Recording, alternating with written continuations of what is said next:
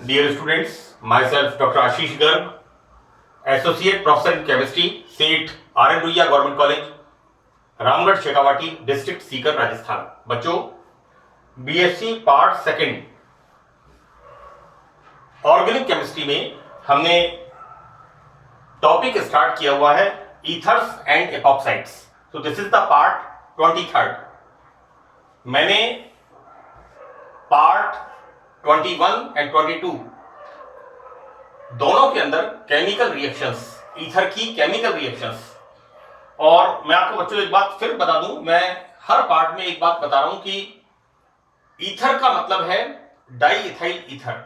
You know, di methyl ether भी ether होती है, लेकिन ईथर का जब नाम आता है तो हम कॉमनली यहां पर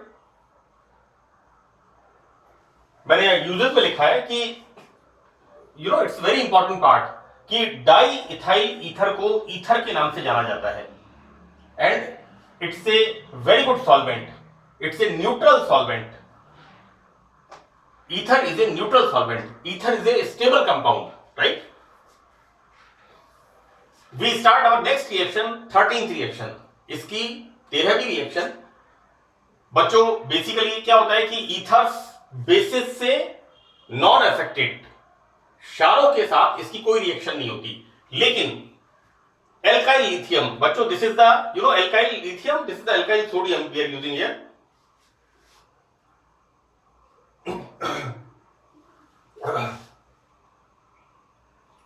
this is alkyl sodium.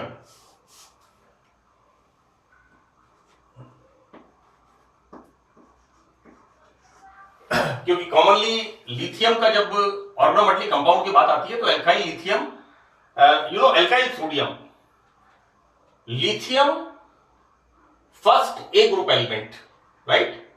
You know first A group old pattern था, लेकिन चूंकि कंसेप्ट के this is the you know first जो पहला वर्ग है पीरियोडिक टेबल का, पहला वर्ग है HLiNaKRbCsFr, राइट। इसके अंदर लिथियम और सोडियम ये दोनों एल्काइल के साथ ऑर्गेनोमेटलिक कंपाउंड बनाते हैं। तो बच्चों यहां पर एल्काइल लिथियम के साथ ईथर रिएक्शन करती है। मैंने यहां लिखा है this is strong organometallic basis के साथ रिएक्शन करती है। बच्चों यहां पर क्या होता है कि ऑर्गेनोमेटलिक कंपाउंड में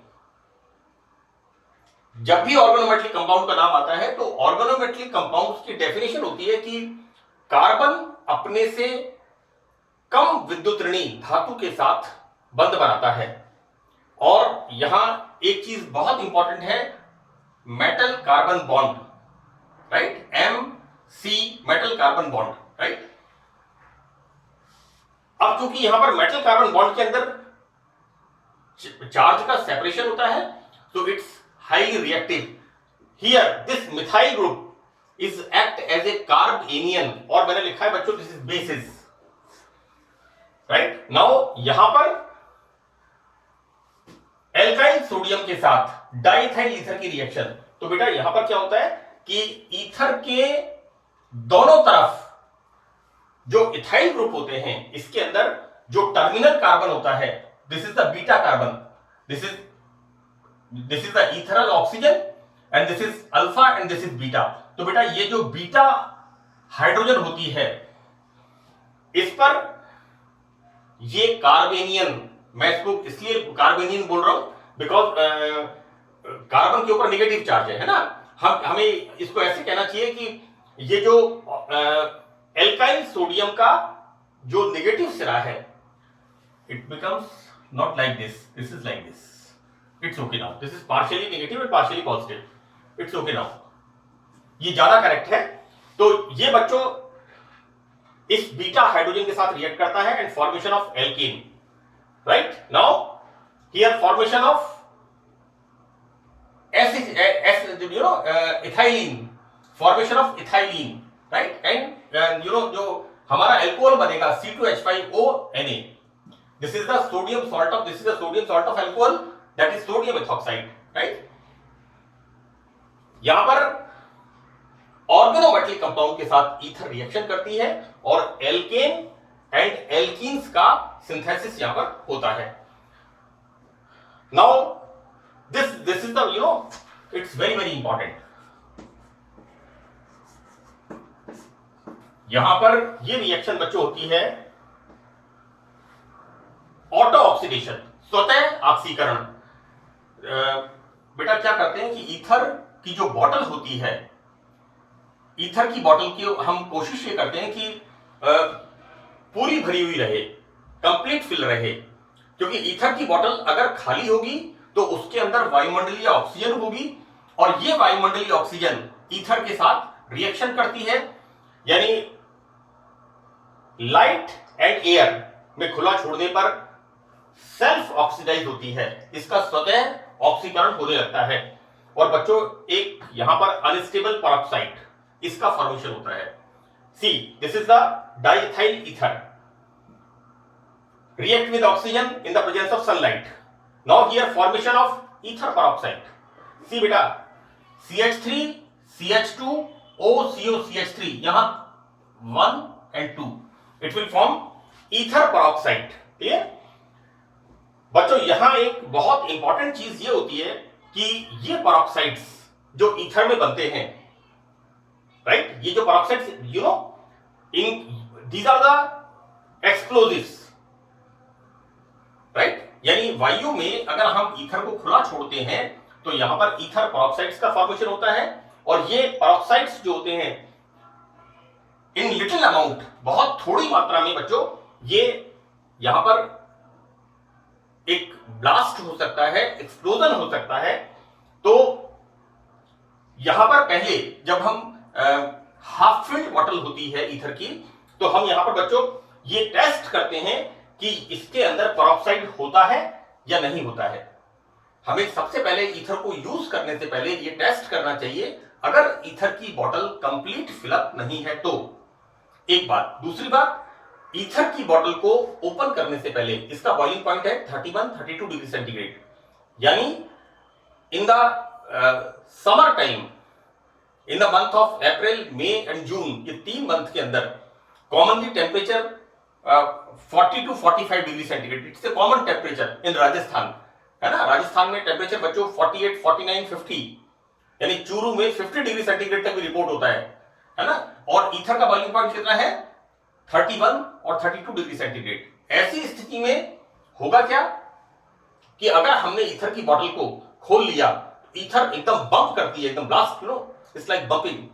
उसका जैसे हम उसका कॉर्क हम ओपनर से ओपन करते हैं, एकदम बंप करती है, इसलिए हमें ईथर की बॉटल को बिल्कुल चिल्ड करके, ठंडा करके उसको हम ओपन करते हैं, जिससे ब्लास्ट की संभावना नहीं हो, राइट। यहां पर हम जो पढ़ रहे हैं ऑटो ऑक्सीडेशन, तो ईथर के अंदर सबसे पहले हमें यह टेस्ट करना होता है कि ईथर की बॉटल जब हम यानी हाफ फिल्ड होती है या उसके अंदर कुछ कम ईथर होती है, कि यहां पर इसमें पेरोक्साइड तो फॉर्म नहीं हुआ है, क्योंकि ये पेरोक्साइड्स जो बनते हैं ये एक्सप्लोजिव होते हैं, यहां पर विस्फोट हो सकता है, आग लग सकती है, हाईली इनफ्लेमेबल, हाईली वॉलेटाइल, मतलब ज्वलनशील होता है, बहुत तेजी से वाष्पित होता है, क्योंकि इसका लो बॉइलिंग पॉइंट होता है। तो बेटा यहां पर हम पेरोक्साइड्स का परीक्षण करने के लिए जब ईथर को हम यूज करते हैं, तो बच्चों ईथर में फेरस अमोनियम सल्फेट व potassium thiocyanate, this is the KCNS, potassium thiocyanate, इनका सॉल्यूशन मिक्स करते हैं, तो हमें डार्क रेड कलर, और डार्क रेड कलर का आना ईथर में इस बात को शो करता है कि ईथर के अंदर पेरोक्साइड उपस्थित है। दिस इज द रिएक्शन बच्चों, we are taking this ether peroxide react with ferrous ammonium sulfate. I am using here ferrous Fe2+, ferrous ammonium sulfate, यहां पर ये फेरिक में कन्वर्ट होगा, then react with KCNS, potassium thiocyanate, this is potassium cyanate,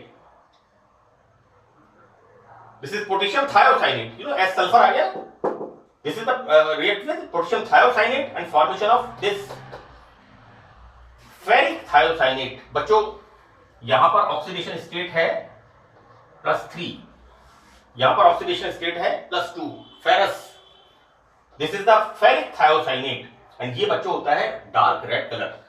यानी ether के अंदर जब हम ferrous ammonium sulphate and potassium thiocyanate mix करते हैं तो डार्क रेड कलर का आना इस बात का इंडिकेशन होता है कि ईथर का ऑटो ऑक्सीडेशन हो गया है और उसमें पेरोक्साइड उपस्थित है।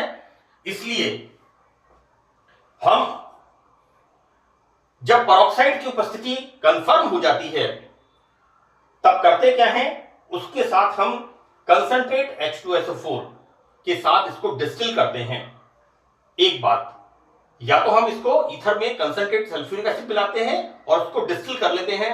बच्चों डिस्टिलेशन असेंबली मैंने डेरिवेटिव ऑफ कार्बोक्सिलिक एसिड्स के अंदर एसिटिल क्लोराइड में और एसिटिक एनहाइड्राइड में दोनों के अंदर मैंने बनाई है। आसवन फ्लास्क लेते हैं, उसमें कंडेंसर लगाते हैं, उसके बाद एक रिसीविंग फ्लास्क होता है और रिसीविंग फ्लास्क के साथ एक गार्ड ट्यूब होती है। So this is the distillation assembly, जिसे हम कह रहे हैं आसवन उपकरण हमें कहना चाहिए।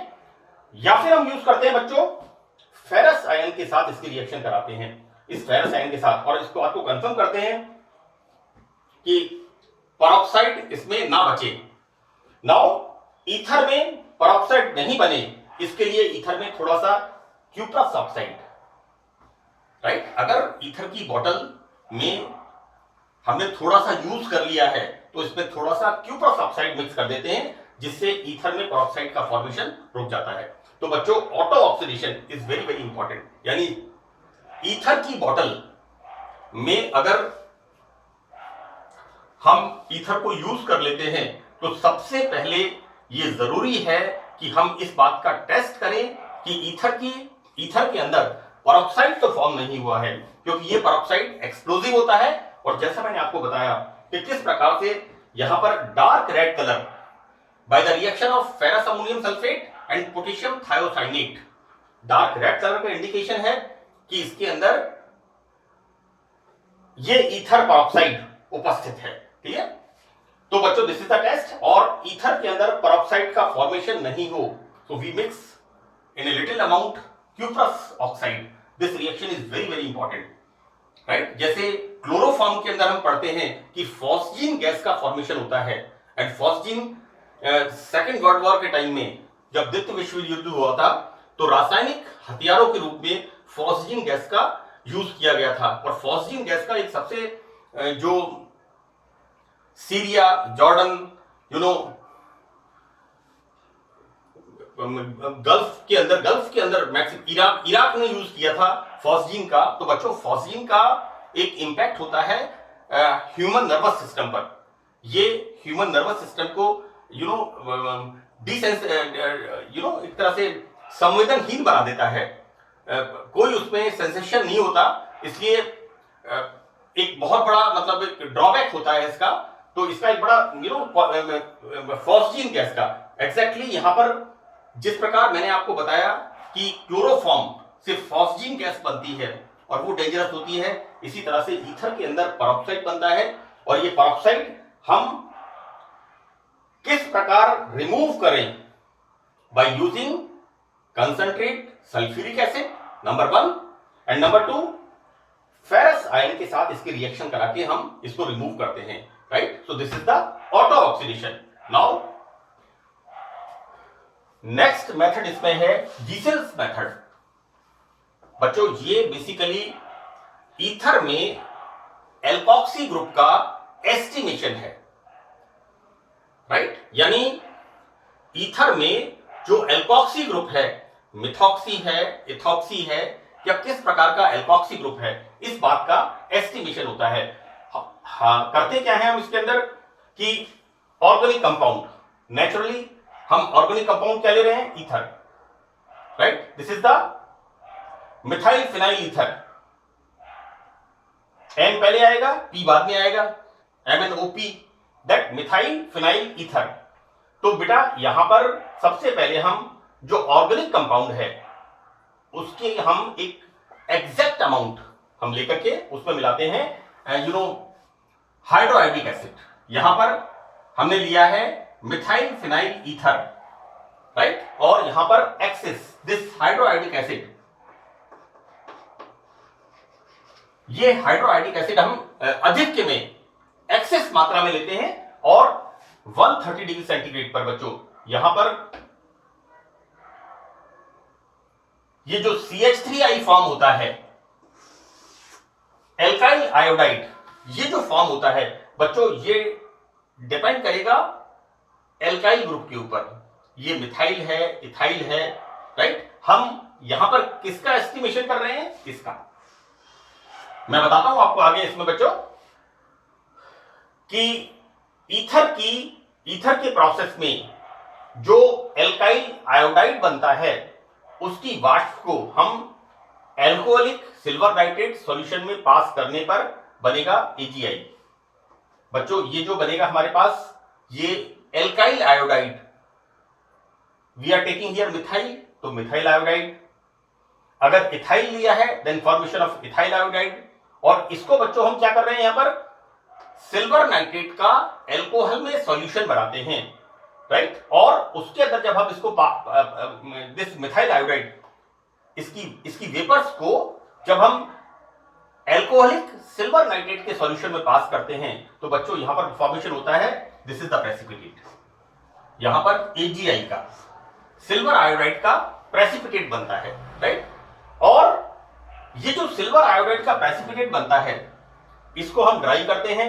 इसको पहले हम ऑब्वियसली अवक्षेप बनता है, उसमें सॉल्वेंट होगा। सबसे पहले उसको हम क्या करते हैं, फिल्टर करते हैं।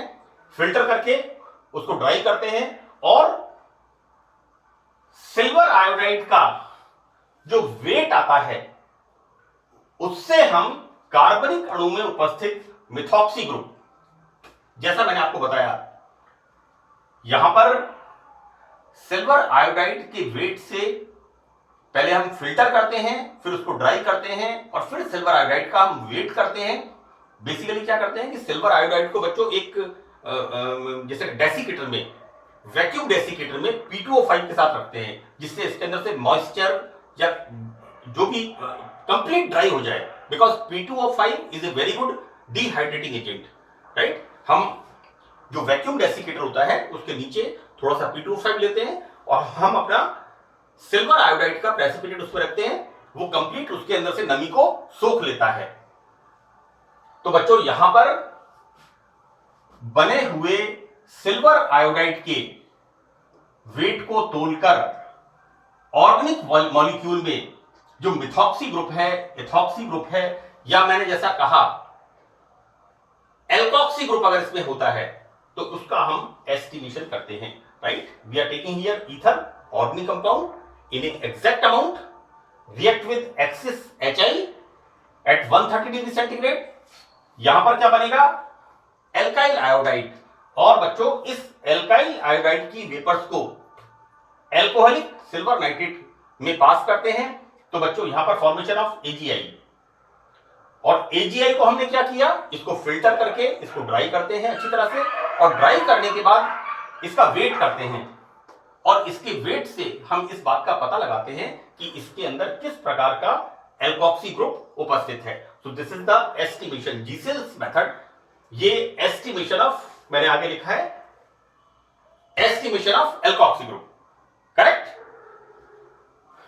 नाउ इस लेक्चर में, इस सेशन में हम ईथर हमारा खत्म होगा।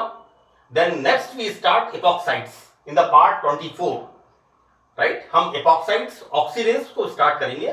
Now uses of ether, right. देखो बेटा यहां पर ईथर के नाम से हम जानते हैं डाइथाइल ईथर को, यानी एक तरह से ये एक दूसरे का, कि ईथर का मतलब डाइथाइल ईथर, राइट। और diethyl ether is a stable and neutral solvent, it's a very good solvent. और मैंने आपको बताया बच्चों कि बीएससी पार्ट थर्ड के अंदर से, जैसे बीएससी पार्ट थर्ड स्टार्ट होता है तो बीएससी पार्ट थर्ड में एक एक्सरसाइज है प्रैक्टिकल्स के अंदर, that is organic compound separation, right.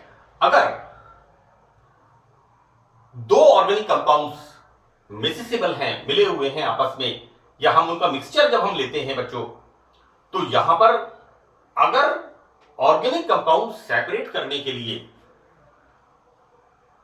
कोई टेक्निक अगर काम नहीं कर रही है, then we use ether. So ether is a very good solvent. और बच्चों मैं इससे यूनिवर्सल सॉल्वेंट, मतलब ऑर्गेनिक केमिस्ट्री में ईथर जैसा विलायक बहुत ही शानदार विलायक है. नाउ यूजेस, सबसे पहले सर्जरी में we use as a anaesthesia, निषेच तक, हिंदी में इसका हिंदी प्रोनाउंसिएशन है इसका, बेहोश करने के लिए या किसी ऑर्गन को इनसेंसिबल करने के लिए we use this as a anaesthesia, right. निषेच तक के रूप में सर्जरी में प्रयोग करते हैं. सेकेंड, ईथर बहुत लो बॉइलिंग होता है. इस सॉरी नॉट बॉइलिंग, हाँ this is a boiling point. हाँ, इसका बॉइलिंग पॉइंट बहुत लो होता है. मैंने जैसा बताया आपको 31-32 डिग्री सेंटीग्रेड होता है. तो बेटा रेफ्रिजरेशन के अंदर ठंडा करने के लिए भी ईथर का प्रयोग होता है. तीसरा बड़ा इंपॉर्टेंट यूज है बच्चों, जैसा मैंने आपको बताया ether is a universal solvent. Number of reactions जिनके अंदर की हम ईथर यूज करते हैं, और बेटा यहां पर मैंने सिर्फ 2 एग्जांपल लिखे हैं. एक लिखा है मैंने वुड्स रिएक्शन, हम एल्केन्स का सिंथेसिस करते हैं, और दूसरा ग्रिग्नार्ड रिएजेंट RMgX. हम जब भी एल्किल हैलाइड की रिएक्शन मैग्नीशियम मेटल से कराते हैं, we are using dry ether. यहां पर पानी नहीं होना चाहिए. 2 चीजें इंपॉर्टेंट है, प्योर एंड ड्राई, शुद्ध एवं शुष्क सॉल्वेंट हम यहां पर यूज करते हैं. सो दैट यहां पर बच्चों इट्स ए न्यूट्रल मीडियम के रूप में ईथर को प्रयुक्त करते हैं. Now our next and most important use, वैसे तो ईथर के सारे ही यूजेस इंपॉर्टेंट है. Organic compounds like oil, fat and resins आदि के लिए एक अच्छा सॉल्वेंट है. मैं आपको बताऊं बेटा कि हमारे जो घरों के अंदर हम जब पेंट करते हैं, तो पेंट करने के बाद कई बार जो ब्रशेस होते हैं, बिल्कुल नए ब्रशेस के ऊपर पेंट लगाया जाता है और वो सूख जाते हैं, तो वो ब्रश खराब हो जाते हैं और वो पेंट किसी भी चीज से रिमूव नहीं होता. Either we are using ethyl acetate और वी आर यूजिंग ईथर. इन दोनों का मिक्सचर आप यूज करिए तो विद इन 2 और 3 आवर्स वो जो पेंट है, रेजिन है, ऑयल है, ये सब चीजें ईथर से यहां पर इजीली रिमूव हो जाती हैं. मैं आपको बता दूं कि जो कई बार मैं यूज करता हूं कि जो हमारे एग्जॉस्ट फैन होते हैं या घरों में किचन में जो चिमनी होती है, राइट, अब वहां पर चूंकि जो फैन की मोटर होती है उसमें बाइंडिंग कॉपर की होती है, और यहां पर बच्चों ईथर का बॉइलिंग पॉइंट बहुत कम होता है. यानी अगर हम अच्छी तरह से उसको ईथर से वॉश कर लेंगे तो उसमें से सारा का सारा जितना भी उसका एक ऑयल की जो गंदगी होती है वो सब उससे बहुत इजीली घुल करके रिमूव हो जाती है. इलेक्ट्रॉनिक्स के अंदर ईथर का यूज होता है, क्योंकि जो हमारी स्पेशली माइक्रोवेव्स के अंदर आफ्टर 4 और 5 इयर्स मैंने बहुत कॉमन चीजें देखी हैं कि आफ्टर 4 और 5 इयर्स जो माइक्रोवेव्स होते हैं उनके अंदर एक बड़ी प्लेट आती है, उसके अंदर जो ऑयल की चिकनाई होती है वो जम करके उसका सर्किट जो होता है वो फ्लक्चुएट करने लग जाता है और माइक्रोवेव्स खराब हो जाते हैं. और आप देखिए कि जो इलेक्ट्रॉनिक्स का काम करने वाले हैं वो क्या करते हैं, उसमें ईथर सॉल्वेंट डाल करके उसको ब्रशेस से साफ करते हैं अच्छी तरह से, तो वो जो चिकनाई होती है वो उसकी हट जाती है और उसका सिस्टम जो होता है, उसका जो सर्किट होता है वो परफेक्ट हो जाता है. राइट. तो बच्चों यहां पर organic compounds like oil, fat and resins आदि के रूप में आदि के लिए एक अच्छा सॉल्वेंट है. Now fifth one is the बच्चों, it's a very important use कि एल्कोहल के साथ ईथर का मिक्सचर, इसको कहते हैं बच्चों नेटेलाइट, और ये एक तरह से नेटेलाइट के नाम से जाना जाता है बच्चों. इसको हम यूज करते हैं as a fuel, as a ये नेटेलाइट एक तरह से पेट्रोल का सब्स्टिट्यूट है ना। इसको हम ईंधन के रूप में, हमारी जो कंबस्टन ईंधन मोटरसाइकिल है, कार है, इसके लिए दिस नेटेलाइट जो यूरोपियन कंट्रीज हैं उस पे इसको यूज करते हैं बच्चों, right. Number 6 one is the कि ये बहुत ही इंपॉर्टेंट चीज है कि हम आजकल परफ्यूम्स का यूज बड़ा कॉमन है, राइट। तो बच्चों ईथर सब इसका बड़ा इंपॉर्टेंट रोल पता है क्या होता है? This is the neutral medium, right. यानी जो परफ्यूम की फ्रेग्रेंस होती है उसको हम ईथर में डिजॉल्व, हमसे मतलब है कि जो चीज हम फॉर्म हम जो लेके आते हैं बच्चों, because you know perfumes are highly inflammable, बहुत तेजी से आग पकड़ते हैं क्योंकि उसके अंदर ईथर मिक्स होती है, राइट। तो कॉमनली क्या होता है कि यहां पर इसका उपयोग परफ्यूमरी, जहां पर सुगंधित पदार्थ बनते हैं या परफ्यूम्स बनते हैं, उनके अंदर भी ईथर का उपयोग होता है। तो बच्चों कुल मिलाकर की बात यह कि मैंने तो यहां पर इसके बहुत लिमिटेड 6 यूजेस मैंने लिखे हैं जो इंपॉर्टेंट यूजेस हैं। अदरवाइज ईथर की जिसे कहना चाहिए उपयोगिता असीमित है, राइट। तो बच्चों this part 23rd is complete, so that's all in this lecture, and now we start our next topic, that is epoxides और oxidants। और epoxides बेसिकली क्या होते हैं? साइक्लिक ईथर्स होते हैं, यानी यहां पर 3 मेंबर्स की रिंग होती है और उसके अंदर एक मेंबर, 3 मेंबर्स में 2 तो होते हैं कार्बन और एक होता है oxygen, and these are called epoxides और oxidants। तो epoxides और oxidants का अध्ययन हम पार्ट 24 से स्टार्ट करेंगे। तो that's all in this session, thank you.